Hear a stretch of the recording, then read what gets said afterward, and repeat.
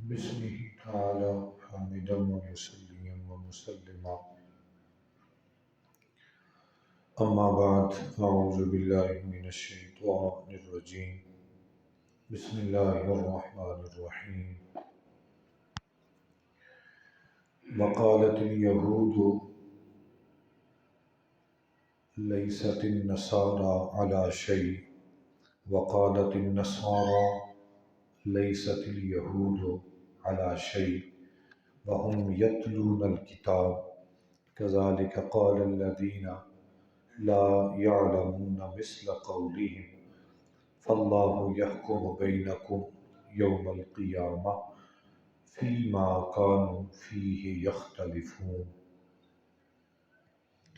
وقالت اليہود، اور یہودی بولے، لیست النصارى علی شیء، نصرانی کچھ بھی نہیں ہے. وقالت النصارى لیست الیہود علی شیء، اور نصرانی کہنے لگے یہودی کچھ نہیں ہے. وہم یتلون الکتاب، حالانکہ وہ کتاب کی تلاوت کرتے ہیں. کذالک قال الذین لا یعلمون مثل قولہم، اسی طرح ان لوگوں نے کہا جو کچھ نہیں جانتے تھے. فاللہ یحکم بینکم یوم القیامہ، پس اللہ قیامت کے دن ان میں فیصلہ فرمائے گا. فیما کانوا فیہ یختلفون، جس بات میں وہ جھگڑتے ہیں. ومن اظلم ممن منع مساجد اللہ ان یذکر فیہا اسمہ وسعی فی خرابہا، اور اس سے بڑا ظالم کون ہے جو اللہ کی مسجدوں سے روکے کہ ان میں اللہ کا نام لیا جائے. وسعی فی خرابہا، اور ان کی ویران کرنے کی کوشش کرے. اولئک ما کان لہم ان یدخلوہا الا خائفین، ان کو تو یہ حق پہنچتا ہے کہ مسجدوں میں ڈرتے ہوئے جائیں. لہم فی الدنیا خزی ولہم، ان کے لیے دنیا میں رسوائی ہے اور ان کے لیے آخرت میں بڑا عذاب ہے. وَلِلَّهِ الْمَشْرِقُ وَالْمَغْرِبُ فَأَيْنَمَا تُوَلُّوا فَثَمَّ وَجْهُ اللَّهِ، اور اللہ ہی کے لیے ہے مشرق اور مغرب. اینما تولوا، جدھر منہ کرو ادھر ہی اللہ کو پاؤ گے. ان اللہ واسع علیم، بے شک اللہ وسعت والا ہے، علم والا ہے. وقالوا اتخذ اللہ ولدا سبحانہ، اور وہ کہنے لگے اللہ نے اپنے لیے اولاد بنا لی ہے. بل سبحانہ، بلکہ اس کی ذات تو پاک ہے. بل لہ ما فی السماوات والارض، بلکہ زمین و آسمان کی بادشاہت اسی کے لیے ہے. کل لہ قانتون، سب اسی کے فرما بردار ہیں. بدیع السماوات والارض واذا قضى امرا، آسمانوں اور زمین کو بنانے والا ہے. واذا قضى امرا، اور جب کسی کام کا فیصلہ کرتا ہے تو بس وہ فرماتا ہے ہو جا تو وہ ہو جاتی ہے. قال الذین لا یعلمون لولا یکلمنا اللہ، جاہل کہنے لگے کہ اللہ ہم سے کیوں کلام نہیں کرتا. او تاتینا آیا، یا ہمارے پاس کوئی نشانی لے آؤ. کذالک قال الذین من قبلہم مثل قولہم، جو لوگ ان سے پہلے تھے انہوں نے بھی ایسی ہی بات کی.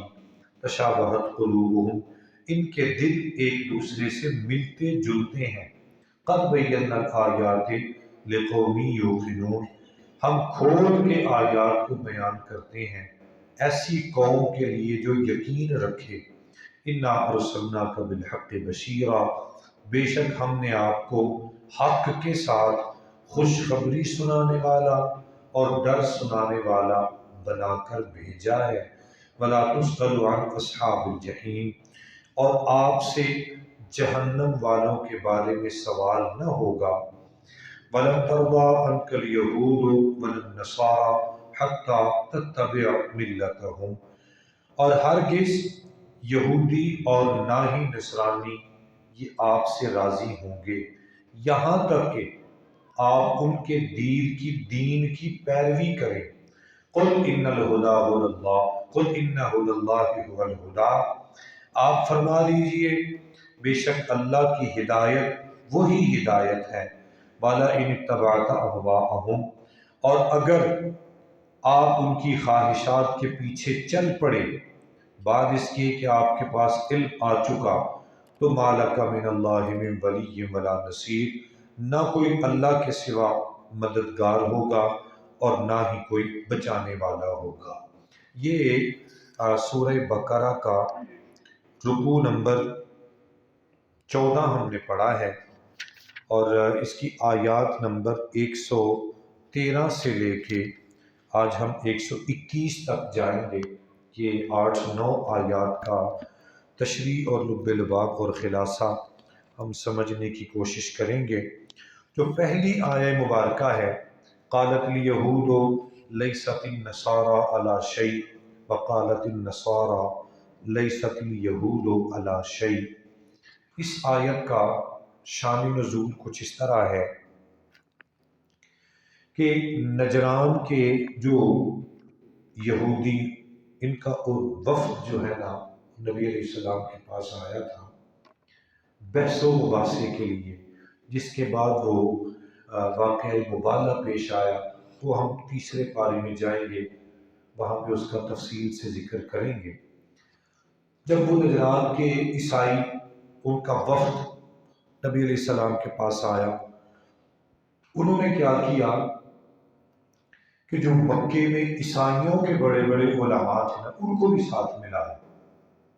اب یہودی علماء اور عیسائی علماء یہ دونوں مل کے تو نبی علیہ السلام کو نعوذ باللہ شکست دینے آئے تھے کہ بھئی ہم مل کے، وہ اکیلے ہیں، 9 یہودی تھے اور 7 عیسائی علماء تھے، اس طرح یہ 16 لوگ تھے۔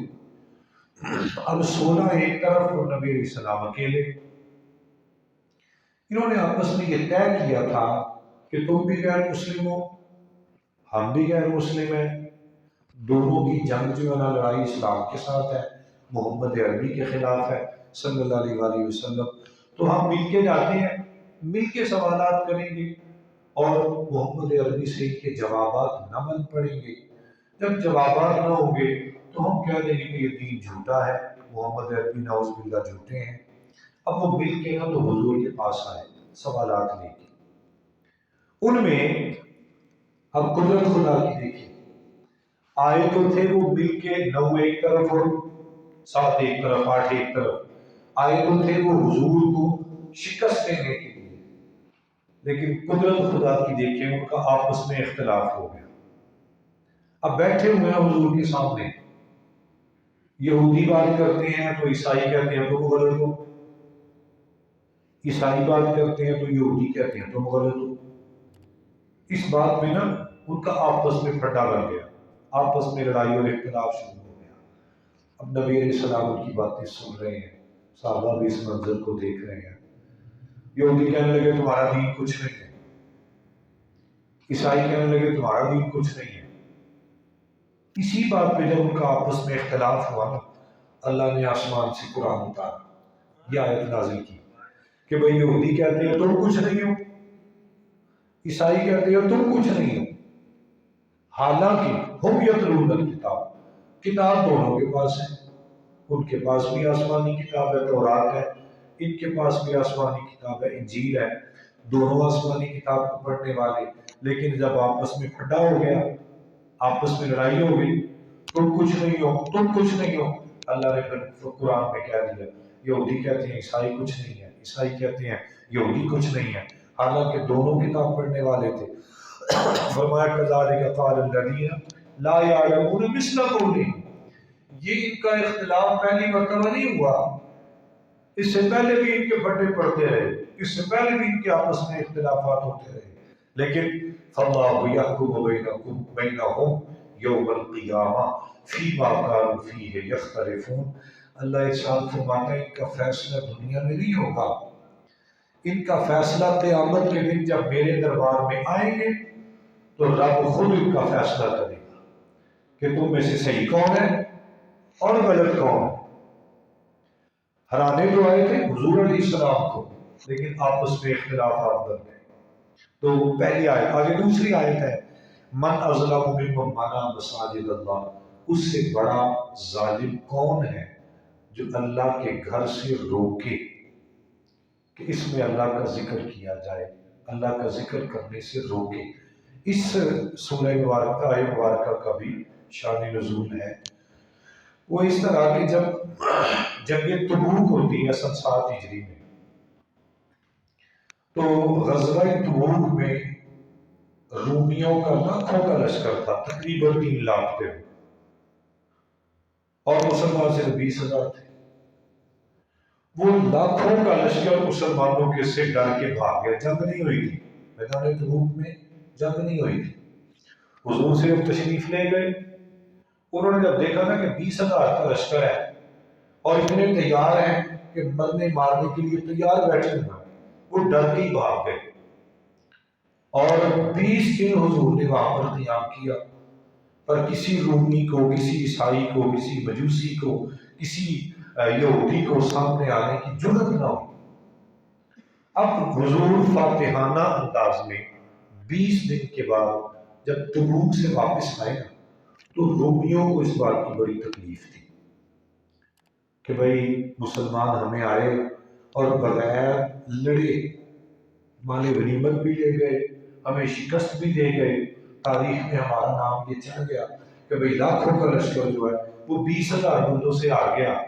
اب ان کے دل میں بدلے کی آگ تھی، اس بدلے کی آگ کو بجھانے کے لیے انہوں نے کیا کیا، ان کا بادشاہ تھا، اس کا نام تھا تہتوس، تہتوس نامی یہ بادشاہ تھا۔ اس نے مسجد اقصیٰ کے اوپر حملہ کیا اور مسجد اقصیٰ کو گرانے کی کوشش کی، گرا تو نہ سکا، لیکن مسجد اقصیٰ میں اذان پڑھنا، نماز پڑھنا، ان چیزوں پہ اس نے پابندی لگا دی، بلکہ اس نے خنزیر منگوا کے تو مسجد اقصیٰ کے اندر ان کو ذبح کروایا، اپنے گھوڑے باندھے، مسجد اقصیٰ کو استبل بنایا، مسجد اقصیٰ میں شراب پیتے رہے، بلکہ یہاں تک بھی علامہ اسماعیل نے لکھا ہے کہ زنا تک بھی وہ جو ہے نا مسجد اقصیٰ میں کرتے رہے، اتنی دور تک وہ چلے گئے۔ اور اس دور سے لے کے حضرت عمر فاروق رضی اللہ تعالیٰ عنہ کے زمانے تک مسجد اقصیٰ ویران رہی، غیر آباد رہی۔ اب یہ جو درمیان میں 15-20 سال کا یہ عرصہ تھا، اس میں بالکل مسجد اقصیٰ میں اذان نہیں ہوئی، نہ نماز ہوئی، نہ وہاں پہ کوئی ذکر کیا گیا۔ اب جب حضرت عمر کا زمانہ آتا ہے تو حضرت عمر رضی اللہ عنہ نے بھی بغیر لڑے اور بغیر جنگ کے مسجد اقصیٰ کو فتح کیا، بیت المقدس کو فتح کیا اور وہاں پر اسلام کا جھنڈا گاڑ دیا۔ انہوں نے اپنا لشکر بھیجا تھا فتح کرنے کے لیے، لیکن تورات کے اندر اور انجیل کے اندر یہ نشانیاں آج بھی نظر آئیں گی کہ مسجد اقصیٰ کو جو فتح کرے گا اس کے جسم پہ جو لباس ہوگا، اس بادشاہ کے جسم پہ لباس ہوگا، اس میں 17 پیبند لگے ہوں گے، 17 ٹاکیاں لگی ہوں گی۔ جب حضرت عمر رضی اللہ تعالیٰ نے لشکر بھیجا نا اور انہوں نے دعوت دی کہ تم اپنے حکمران کو بلاؤ، حضرت عمر فاروق رضی اللہ تعالیٰ عنہ بیت المقدس کی طرف جاتے ہیں، اور منظر یہ ہے کہ خادم ساتھ ہیں، تو حضرت عمر رضی اللہ تعالیٰ عنہ کیا کرتے ہیں، 1 میل خود چلتے ہیں اور خادم کو سواری پہ بٹھاتے ہیں، پھر 1 میل خود سواری پہ بیٹھتے ہیں اور خادم سواری لے کے چلتا ہے۔ خادم نے بڑا زور لگایا، کہا امیر المومنین، آپ نے فرمایا میں امیر المومنین ہوں تو میں انصاف کا علمبردار بھی ہوں۔ اتفاق ایسا ہوتا ہے کہ جب بیت المقدس کے شہر میں داخل ہونا تھا جہاں پہ کفار کا لشکر موجود ہے، تو اس وقت باری تھی حضرت عمر کے چلنے کی اور خادم کے بیٹھنے کی۔ خادم نے بڑا زور لگایا کہ حضور آپ اوپر تشریف فرماؤ۔ آپ نے فرمایا نہیں، میں انصاف کا علمبردار ہوں۔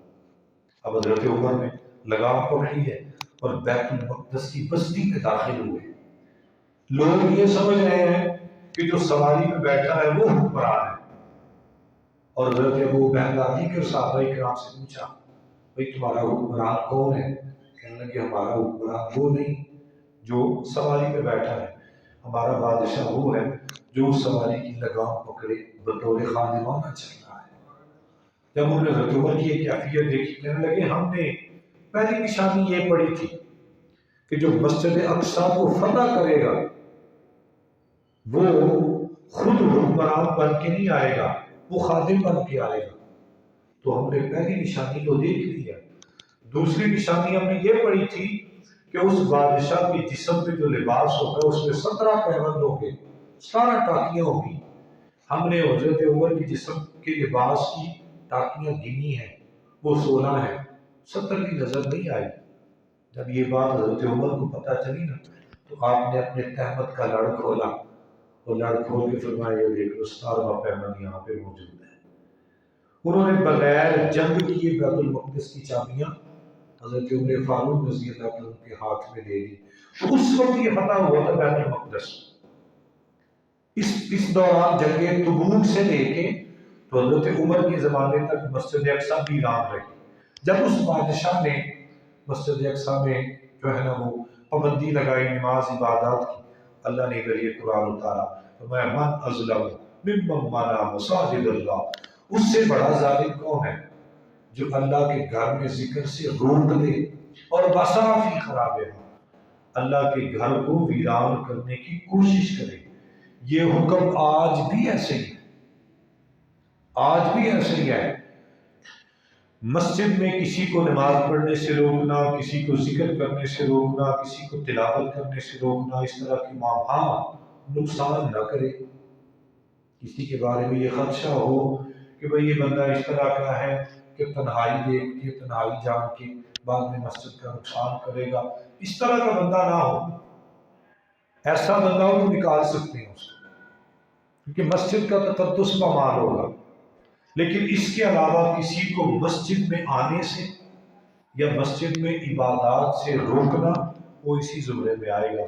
اللہ نے اس بندے کو سب سے بڑا ظالم قرار دیا جو مسجد میں کسی کو آنے سے روکے۔ اور یہاں پر میں ایک اور حدیث پاک پڑھ رہا تھا، نبی علیہ السلام کا ارشاد گرامی ہے، حضور فرماتے ہیں کہ جو آدمی مسجد اقصیٰ کی زیارت کرتا ہے، بیت المقدس کا دیدار کرتا ہے، اللہ کریم اس بندے کو 1000 شہید کا ثواب عطا فرماتا ہے۔ 1000 شہادتیں۔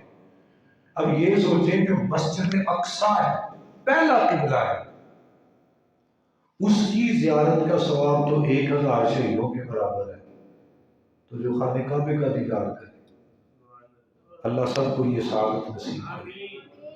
اور اس میں اسی حدیث پاک کا دوسرا حصہ بھی ہے، اللہ کے نبی علیہ السلام نے ارشاد فرمایا کہ جو حضرت عمر فاروق اس حدیث پاک کے راوی ہیں، حضور نے ارشاد فرمایا جو بندہ مسجد اقصیٰ کی زیارت کرے اس کو 1000 شہید کا ثواب، اور جو آدمی کسی عالم باعمل کی زیارت کرے، اللہ کے رسول فرماتے ہیں اس کو اتنا ثواب ملتا ہے جتنا مسجد اقصیٰ کی زیارت کا ثواب ملتا ہے، اور وہ 1000 شہید کا ثواب ہے۔ لیکن عالم باعمل جو دین پر چلنے والا، اللہ اکبر کبیرہ، تو اس سے بڑا ظالم کون ہے جو دین سے روکے، مسجد سے روکے۔ آگے فرمایا ما کان لہم ان یدخلوها الا خائفین، جو لوگ دین سے منع کرنے والے ہیں نا ان کے بارے میں کہا کہ ان کو چاہیے تو یہ کہ اللہ کے گھر میں آئیں تو ڈرتے ہوئے، دلوں میں خوف رکھتے ہوئے اللہ کے گھر میں داخل ہوں۔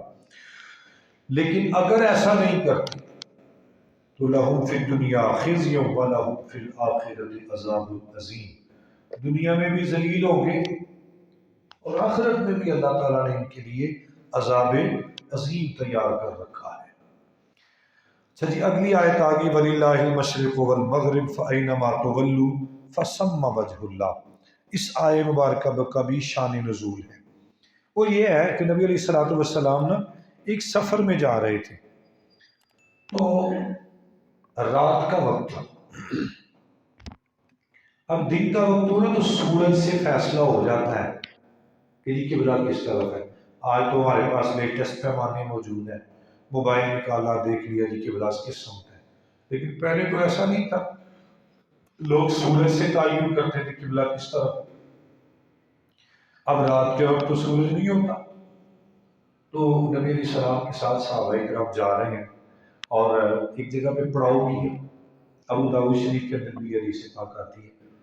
تو صحابی عرض کرتے ہیں، یا رسول اللہ صلی اللہ علیہ وسلم، آپ لوگ تو آرام فرما ہو جائیں گے، میں پہرا دینے کے لیے مامور ہوں، تو آقا اگر میرا دل چاہا کہ میں نوافل پڑھ لوں تو قبلے کا پتہ نہیں ہے، تو یا رسول اللہ میں کس طرح منہ کروں گا؟ سورج ہوتا تو میں تعین کر لیتا، اب سورج بھی نہیں ہے، اگر میں نوافل پڑھنا چاہوں تو یا رسول اللہ میں کس طرف کو منہ کروں گا؟ اب حضور خاموشی اختیار فرمائی، انتظار کیا کہ اوپر سے کوئی حکم آئے گا، فوراً حکم آ گیا، للہ المشرق والمغرب فأینما تولوا فثم وجہ اللہ۔ اے میرے محمد، ان کو کہہ دے کہ مشرق بھی اللہ کا ہے، مغرب بھی اللہ کا ہے، شمال بھی اللہ کا ہے، جنوب بھی اللہ کا ہے، اینما تولوا فثم وجہ اللہ۔ اگر تمہیں قبلے کا پتہ نہ ہو، تعین نہ ہو، تو جدھر بھی منہ کرو گے ادھر ہی تمہیں اللہ نظر آئے گا، جس طرف منہ کر کے نماز پڑھ لو گے۔ اور یہ یاد رکھیں، حضور علیہ السلام کی ولادت کے وقت یا حضور کے جو خصائص ہیں ان میں یہ دو خصوصیات جو ہے نا وہ اس امت کو ملی ہیں جو پچھلی امتوں کے لیے نہیں تھی۔ ایک خصوصیت یہی کہ جدھر چاہے منہ کر کے نماز پڑھ لیں جب قبلے کا تعین نہ ہو، اور دوسری، پانی نہیں ہے تو مٹی بھی تمہارے لیے پاک ہے، مٹی سے تیمم کر کے وضو تیمم بنا کے تم نماز ادا کر لو۔ تو فرمایا اے محمد ان کو کہہ دو جدھر بھی ہوں گے، جدھر بھی منہ کریں گے ادھر ہی اللہ نظر آئے گا۔ ان اللہ واسع علیم، اللہ بڑی وسعت والا ہے، بڑے علم والا ہے۔ آگے فرمایا قالوا اتخذ اللہ ولدا سبحانہ بل لہ ما فی السماوات والارض کل لہ قانتون۔ اس آیت کا بھی شان نزول ہے۔ قرآن سارا شان نزول پہ مبنی ہے کہ کون سی آیت کیوں نازل ہوئی، کون سی آیت کیوں نازل ہوئی، کون سی آیت کیوں نازل ہوئی۔ یہ جو اگلی آیت ہے اس کا بھی شان نزول ہے۔ وہ یہ ہے کہ یہودیوں کا ایک وفد نبی علیہ السلام کے پاس آیا اور کہنے لگا اے محمد صلی اللہ علیہ وآلہ وسلم، ہمارا نظریہ یہ ہے کہ اللہ کا ایک بیٹا ہے، اور عیسائیوں کا بھی نظریہ ہے کہ اللہ کا ایک بیٹا ہے، آپ یہ بتائیں آپ کا نظریہ کیا ہے؟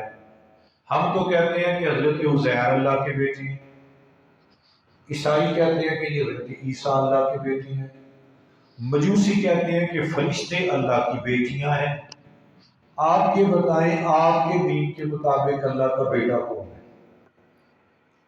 اب یہ سوال انہوں نے رسول پاک سے کیا، تو رسول پاک پھر خاموش، انتظار کیا اوپر سے وحی کا، جبریل آ گئے، اے محمد صلی اللہ علیہ وآلہ وسلم ان کو بتائیں قالوا اتخذ اللہ ولدا سبحانہ، یہ کہتے ہیں کہ اللہ نے بیٹا بنایا ہے، اللہ نے اولاد بنائی ہے، سبحانہ وہ پاک ہے، اس کو اولادوں کی ضرورت نہیں ہے، وہ اولادوں سے مبرہ ہے۔ بل لہ ما فی السماوات والارض، بلکہ زمین و آسمان کی تمام بادشاہ اس کے قبضے میں ہے، سب کا مالک وہ ہے، کل لہ قانتون، سب اس کے فرما بردار ہیں۔ اور آگے فرمایا بدیع السماوات والارض، یہ زمین و آسمان کو بنانے والا بھی وہ ہے، اور وَإِذَا قَضَىٰ أَمْرًا فَإِنَّمَا يَقُولُ لَهُ كُن فَيَكُونُ، اور جب وہ کسی کام کے کرنے کا فیصلہ کرتا ہے نا اس کو کرنا کچھ نہیں پڑتا، بس وہ حکم دیتا ہے، بس حکم دیتا ہے، حکم دیتا ہے وہ کام ہو جاتا ہے، کن فیکون، یہ اس کی شان ہے۔ اگلی آیت آگے وقال الذین لا یعلمون لولا یکلمنا اللہ او تاتینا آیہ، اس آیت کا بھی شان نزول ہے۔ رافع بن خزیمہ یہ یہودیوں کا بہت بڑا عالم تھا، اپنے چند یہودی چھڑیوں کو ساتھ ملا کے تو کہنے لگا آج میں محمد صلی اللہ علیہ وسلم سے ایسا سوال کروں گا کہ وہ لاجواب ہو جائے گے، اور جب لاجواب ہو گئے نا تو پھر میں ان کو کہوں گا اے محمد صلی اللہ علیہ وسلم اب آپ لاجواب ہو گئے، اب آپ ہمارے دین میں آ جائیں، ہمارا دین قبول کر لیں۔ وہ اپنے ساتھ میں چند لوگوں کو لے کے گیا، نبی علیہ السلام کے پاس بیٹھا، پہلے حضور کی باتیں سنتا رہا، باتیں سننے کے بعد کہنے لگا اے محمد آج میں آپ سے ایک سوال کرنا چاہتا ہوں۔ بولو بھائی۔ کہنے لگا تم جس اللہ کی بات کرتے ہو وہ اللہ ہم سے باتیں کیوں نہیں کرتا؟ اگر وہ اللہ خود ہمیں کہے، خود ہم سے کلام کرے،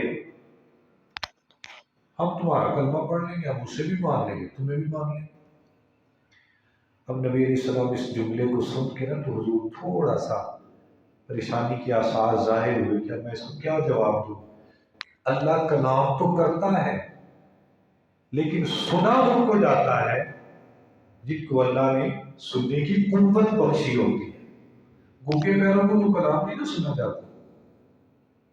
اب نبی علیہ السلام خاموش بیٹھے ہیں، جبریل آ گئے، تسلی لے قال الذین لا یعلمون لولا یکلمنا اللہ، اے محمد صلی اللہ علیہ وسلم یہ جاہل لوگ ہیں، یہ لا علم لوگ ہیں، آپ سے یہی کہتے ہیں نا کہ محمد صلی اللہ علیہ وسلم تمہارا اللہ ہم سے کلام کیوں نہیں کرتا؟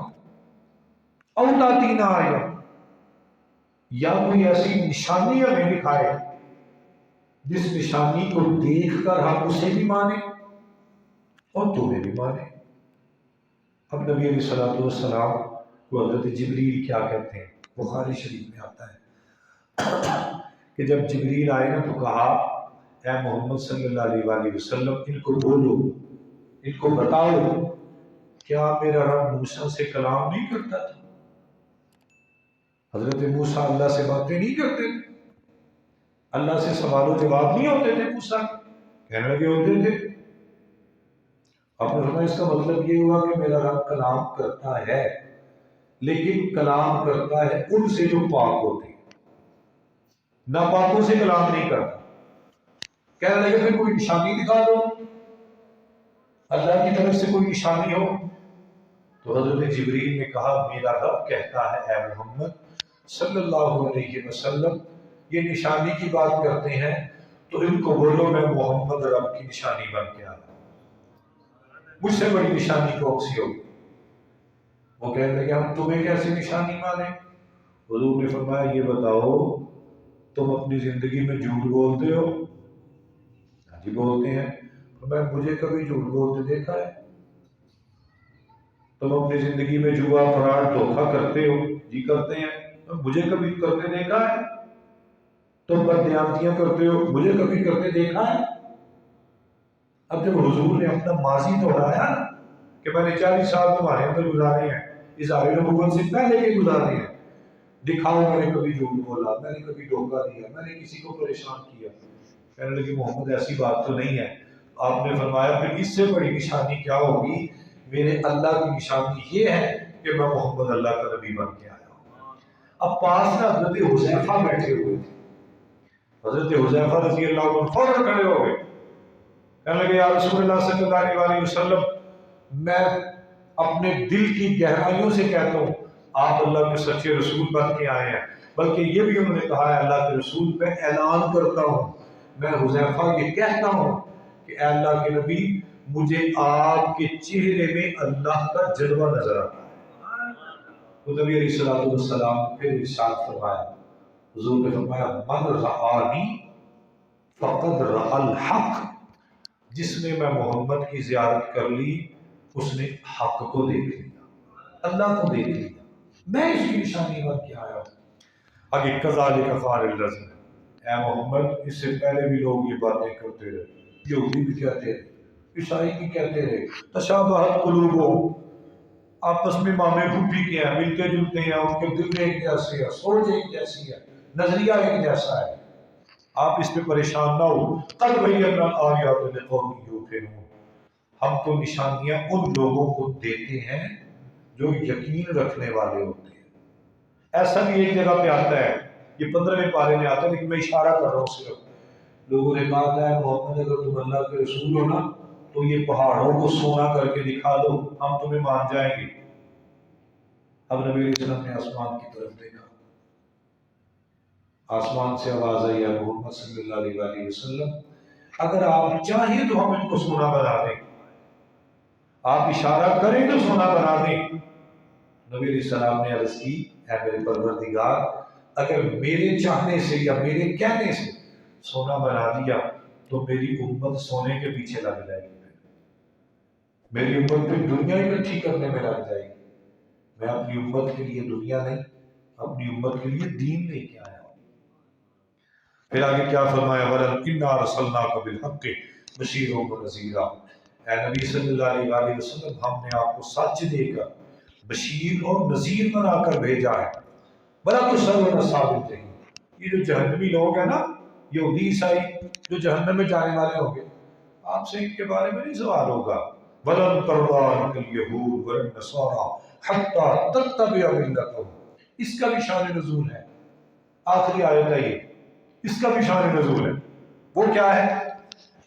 یہودی حضور کے پاس آئے، کہنے لگے اللہ کے نبی ہم تمہیں ایک اور آفر دیتے ہیں۔ میں بولو بھائی کیا آفر ہے؟ کہنے لگے تم ہمیں بار بار بار بار بار بار کہتے ہو کلمہ پڑھ لو کلمہ پڑھ لو کلمہ پڑھ لو، آج ہم تمہیں دعوت دینے کے لیے آئے ہیں کہ تم ہمارے دین میں آ جاؤ، تم ہمارے دین میں آ جاؤ۔ نبی علیہ السلام نے فرمایا کیا کرو؟ کہنے لگے عبادت ہمارے دین کے مطابق کرو، جیسے ہم چاہتے ہیں ویسے چلو۔ اللہ کے رسول علیہ السلام نے ارشاد فرمایا اس رب کی قسم جس کے قبضے میں محمد کی جان ہے، مجھے تم لوگوں نے نبی نہیں بنایا، مجھے اللہ نے نبی بنایا، میں اس کا نبی بن کے آیا، تمہیں تو ہدایت دینے کے لیے آیا ہوں۔ ادھر سے جبریل آ گئے بلم ترضیٰ عنک اليہود والنصارى، اے محمد صلی اللہ علیہ وآلہ وسلم یہ یہودی یہ عیسائی یہ کبھی راضی نہیں ہوں گے، یہ کبھی خوش نہیں ہوں گے، حتیٰ تتبع ملتہم، اگر آپ ان کے دین پر چلنے بھی لگ پڑیں گے نا پھر بھی یہ راضی نہیں ہوں گے۔ قل ان الہدی ھدی اللہ، قل ان ھدی اللہ ھو الہدی، بس آپ یہ فرماؤ ہدایت وہی ہے جو میرے رب نے عطا کی ہے، اور وہی جس کو چاہتا ہے ہدایت دیتا ہے۔ آج دیکھیں نا بڑے سارے معاملات ہیں زندگی میں، ہمیں عملی زندگی کے مسائل کا پتہ ہوتا ہے پھر بھی عمل نہیں کرتے، بہت ساری باتوں کا ہمیں پتہ ہوتا ہے، جان بوجھ کے ہم قسم مار جاتے ہیں اور جو ہے نا سستی دکھاتے ہیں، کیونکہ اللہ کہتے ہیں قل ان الہدی ھدی اللہ، ہدایت وہی جس کو اللہ نے دینی ہے، ہدایت وہی ہے۔ اور آگے کیا فرمایا وَلَئِنِ اتَّبَعْتَ أَهْوَاءَهُمْ، یہ سخت الفاظ ہیں حضور کے لیے بھی، اے محمد اگر آپ نے ان کا دین قبول کر لیا، حالانکہ حضور کے لیے تو ہم تصور بھی نہیں کر سکتے، لیکن مخاطب اول حضور کی ذات ہے، سنانا سمجھانا ہمیں مقصود ہے۔ اگر آپ نے ان کی دین کی پیروی کر لی تو مالک من اللہ من ولی ولا نصیر، نہ دنیا میں کوئی آپ کو بچانے والا نہ آخرت میں کوئی بچانے والا۔ اس سے یہ مسئلہ یاد رکھ لیں، بہت سارے کام ایسے ہوتے ہیں جو غیر مسلموں کے ہم اختیار کر جاتے ہیں، اور چلو جی خیر ہے جی کچھ نہیں ہوگا، اور چلو جی پنڈ داری ہے جی، اور جی محلے داری ہے جی، رشتہ داری ہے جی، اور جی تعلق داریاں ہیں۔ اللہ کہتے ہیں مالک من اللہ من ولی ولا نصیر، نہ دنیا سے کسے بچانا ہے نہ آگے کسے بچانا ہے۔ اگر کسی ایسے بندے کے کو دین سمجھ کے اس پہ عمل کر لیا، مثلا یہ کڑا پہنا جاتا ہے، سکی پہنتے ہیں، زنار باندھتے ہیں جو ہندو لوگ یہ لگاتے ہیں، تلک لگانا یا ان مندری پہننا، کانوں میں مندریاں پہننا، یہ سارے وہ کام ہیں جو غیر مسلموں کے شعار ہیں۔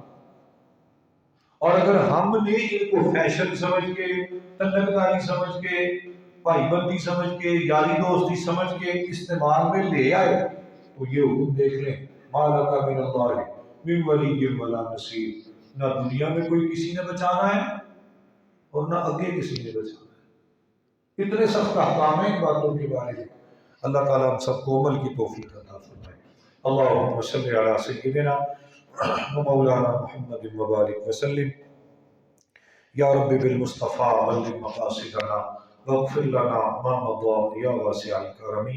مالک و مولا تیرا دین سیکھنے کے لیے کوشش کرتے ہیں، اللہ برکتیں عطا فرما، اس میں وسعتیں عطا فرما، اپنا فضل و کرم شامل حال فرما، ہماری اس کوشش کو اپنی بارگاہ میں شرف قبولیت عطا فرما، جو سنتے ہیں کہتے ہیں مالک عمل کی توفیق عطا فرما، اس کا ثواب اس مسجد کے معاونین خادمین جو دنیا سے چلے گئے سب کو عطا فرما، ان کے لیے صدقہ جاریہ بنا دے، سب کی بخشش فرما۔